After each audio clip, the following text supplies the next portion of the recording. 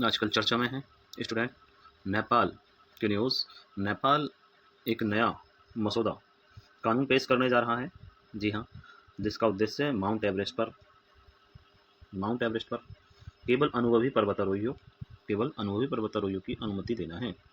इस प्रस्तावित नियम के अनुसार केवल पर्वतारोही एवरेस्ट पर चढ़ने के पात्र होंगे वही पर्वतारोही जिन्होंने 7,000 मीटर से ऊंची किसी चोटी को सफलतापूर्वक फतह किया हो। यह कदम बढ़ती मृत्यु दर, अत्यधिक भीड़, पर्यावरण क्षरण, तो अत्यधिक मृत्यु दर भी है अभी, तो ये अच्छा कदम है नेपाल का, मानव हित में, जनता को देखते हुए उठाया गया है। चर्चा में क्यों है चर्चा में? तो चर्चा में है नेपाल सरकार माउंट एवरेस्ट अभियानों के कड़े नियम लागू करने की योजना बना रही है। इस नए नियम के तहत केवल उन पर्वतारोहियों को अनुमति दी जाएगी जिन्होंने पहले से 7,000 मीटर से ऊंची चोटी चढ़ी हो। यह निर्णय पर्वतारोही की सुरक्षा, पर्यावरण मुद्दों और भीड़ भाड़ को केवल लेकर बढ़ती चिंताओं के चलते लिया गया है। बहुत अच्छा कदम है भी नेपाल सरकार का, ये बहुत ही अच्छा कदम है, बहुत बढ़िया। आगे देखते हैं इसमें आगे क्या है। जी हाँ, उद्देश्य क्या है इसका? पर्वतारोहण को अधिक सुरक्षित बनाना, माउंट एवरेस्ट पर मौतों की संख्या को कम करना, केवल योग्य पर्वतारोहियों की चढ़ाई अनुमति देना। लक्ष्य क्या है इसका? अनुभवहीन पर्वतारोहियों की संख्या कम करना, अभियानों की सुरक्षा में सुधार करना, अत्यधिक भीड़ और कचरे से होने वाले पर्यावरण नुकसान को कम करना। महत्व, इंपॉर्टेंस देखो इसकी।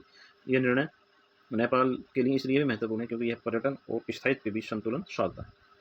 माउंट एवरेस्ट एक बड़ा पर्यटक आकर्षण बन चुका है, लेकिन इससे मौतों की संख्या, पर्यावरणीय क्षति और अव्यवस्था बढ़ी है। सरकार चाहती है कि एवरेस्ट की वैश्विक प्रतिष्ठा बनी रहे और यह सुरक्षित व स्वच्छ बना रहे। बहुत बढ़िया। नागरिकों, छात्रों, युवाओं, नीति पर प्रभाव। यह पहल जिम्मेदार पर्वतारोहियों को बढ़ावा देती है और सुनिश्चित करती है कि केवल प्रशिक्षित व अनुभव प्राप्त व्यक्ति ही ऐसी जोखिम भरी यात्राओं में भाग ले। इससे पर्वतारोहण के प्रशिक्षण और तैयारी की दिशा में भी बदलाव हो सकता है। पृष्ठभूमि है इसकी 1953 में तेंजिंग नोर्गे और एडमंड हिलेरी द्वारा एवरेस्ट की पहली चढ़ाई के बाद से हजारों लोगों ने इसकी चोटी फतेह की है, लेकिन इसके साथ ही कई जाने गई और पर्यावरणीय क्षति भी हुई है। हाल के वर्षों में एवरेस्ट पर जाम की स्थिति, कचरे के ढेर, मौतों की संख्या बढ़ने से इसे दुनिया का सबसे ऊंचा कचरा ढेर कहा जाने लगा। महत्वपूर्ण विवरण। घोषणा की तारीख 18 अप्रैल 2025। ये जो अनाउंसमेंट हुआ है नेपाल की संसद के ऊपरी सदन में दर्ज हुआ। प्रमुख प्रावधान, पर्वतारोहियों को पहले 7,000 मीटर से ऊपर की चोटी चढ़नी होगी। अनिवार्य स्वास्थ्य जांच और फिटनेस प्रमाण पत्र देना होगा। वर्तमान रिफंडेबल कचरा शुल्क के स्थान पर गैर वापसी योग्य शुल्क लगाया जाएगा। सब निकासी का प्रबंध बीमा प्रस्तावों के माध्यम से किया जाएगा। अन्य बिंदु हैं अंतर्राष्ट्रीय राष्ट्रीय सहयोग। यह कदम वैश्विक प्रयासों के अनुरूप है जो जिम्मेदार पर्यटन और पर्वतारोहण सुनिश्चित करने की दिशा में काम कर रहे हैं।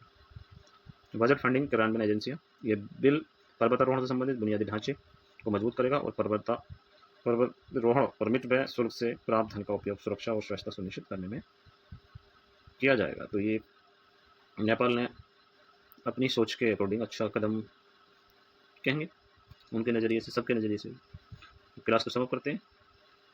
ऐसी जानकारी मिलती रहेगी आपको इस चैनल पर, तो चैनल को सब्सक्राइब कर लें, वीडियो को लाइक करें,